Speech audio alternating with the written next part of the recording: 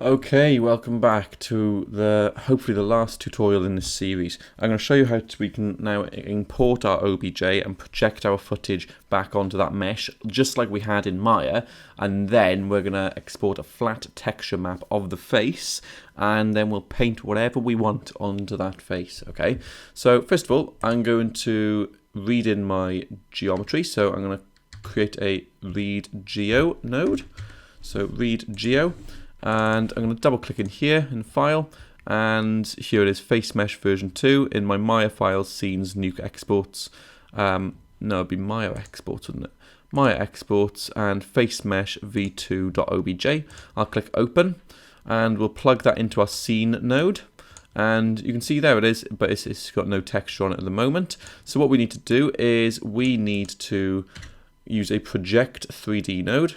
So hit tab and type in project 3D, and then click project 3D. And what we need to do is we need this read geo, the image input needs to go into the project 3D, okay? Then we need to plug in our camera to the project 3D node, like so, and finally the source of our footage.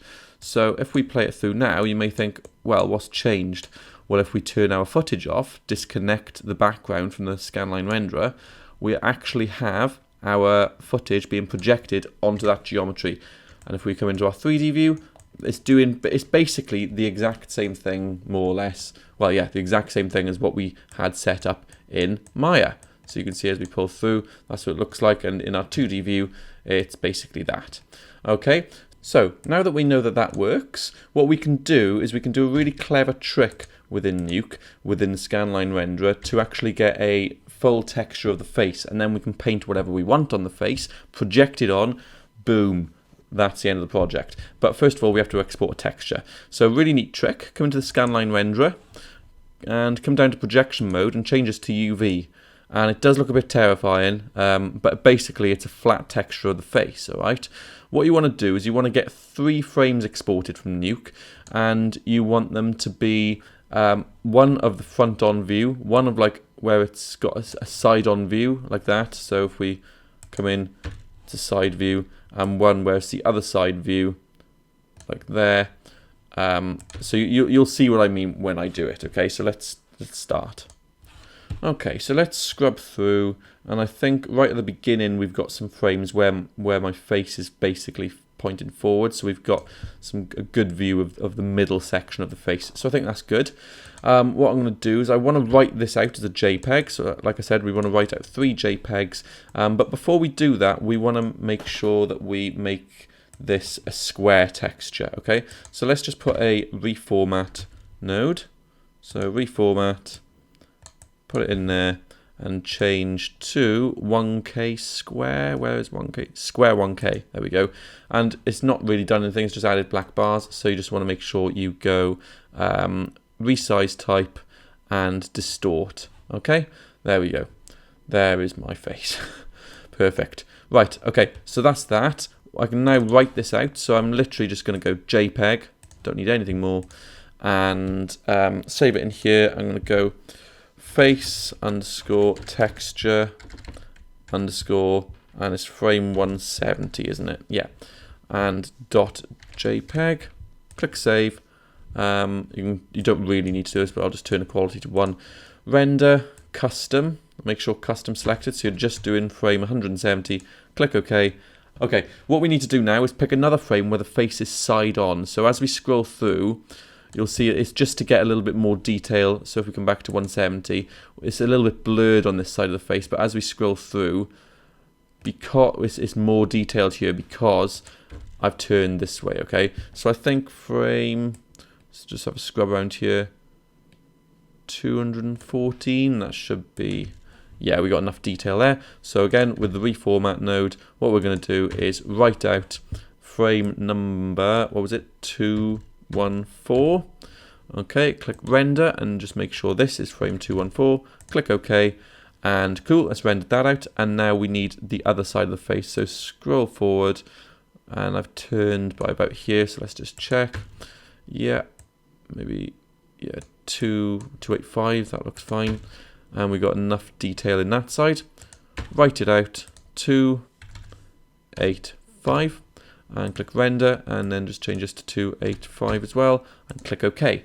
Perfect. We should have 3 JPEGs now. So if I go into Photoshop, I'm now going to where's Maya files, Nuke files? Here we are. So I'm going to load this one in. Yeah, there it is. So that's my first face. It feels weird saying that. And I'm going to put the 214 on top, okay? And you'll see, let's just hit enter. So we've got the main middle of the face, and now we've got some added detail to add onto here, okay? So what I'm going to do with this 214, frame 214, is get my lasso tool, very roughly just go around here where this detail comes in. Okay, come round, and I'm going to mask that section. So what we've essentially got is that on top, so I just add in detail because it's quite blurred without it onto there. I'm going to come into the mask with my brush tool. You do an eraser as well if you want. I'm just going to make my brush a little bigger, and I'm just going to blend that a bit more, like so. Okay, cool. So that's now a little bit more blended, and you can see the detail it adds on the side, and that's good. We're going to do the same again, so import 285 and hit enter, get the lasso tool, come down here and something like that, and we're going to mask, and again let's just get the brush tool by here. Just got to be quite clever sometimes, so if we zoom in here, let's just click X, yeah, something like that. Okay, cool. So we've got now a better version of that. So if we go File, Save As, and we'll just save this as Face Texture for Nuke, and I'm going to save it as a JPEG for now. And cool, click Save. And yeah, fine. We can now come back into Nuke, right? And this is the good bit. What I can now do is import what I've just created in Photoshop. So if I go and click hit R for read, and that's the file path, face texture for nuke.jpg, what we just created. Let's open that. Okay, let's view it, and this is what we've got. We just created that in Photoshop. So what I can now do is I'm going to get rid of my project 3D node. Don't need him anymore. With my read geo by here, the image input, well, we want to apply an image to it, don't we? So if we apply an image and then look at our scanline renderer, well, it's not perfect yet, because in the scanline renderer we need to remember to change the projection mode back to render camera. Okay, so if we go into our 3D view, essentially what's happening is we've got we've got what we had going on in Maya. But it's higher resolution because we've got the best out of it. So knowing that this is what's happening, let's put our background back on and come into our 2D view, and you can see, yeah, it's just doubling the texture up, okay? But knowing that whatever we now do to this texture will get projected onto the face, what we can do is we can come back into Photoshop, and let's say, for example, you wanted to use the clone stamp tool to remove these little dots. Well, if you were to do that, it'll project it back onto the face. So let me illustrate this. If I make a new layer, I'm going to just get a blue line, and I'm going to draw across the face just like that. Okay, blue line like that. I'm going to turn off my background. I'm going to go File, Save As, and I'm going to go Face _ blue _ line. I'm going to save it as a TIFF, so I've got transparency, so click Save, and save transparency, click OK, including layers, discard layers and save a copy, there you go. Click OK, and I'm going to come back into Nuke again. I'm going to go to my read node, and face blue line.tiff, click Open. And instead of this face texture just projecting my face onto my face, I'm now going to get this blue line. So now you'll see that this blue line is getting projected onto that face mesh. Okay, so you can use the clone stamp tool inside Photoshop and just have those little areas. Okay, now you may notice there's a little bit of a dark line around it. So what I'm going to do is, instead of using the background input, I'm just going to merge get a merge node, and merge A over B, okay? And that can sometimes help get rid of it. If you just click video color space, you can see that nasty line goes. So we're projecting that onto our face, okay?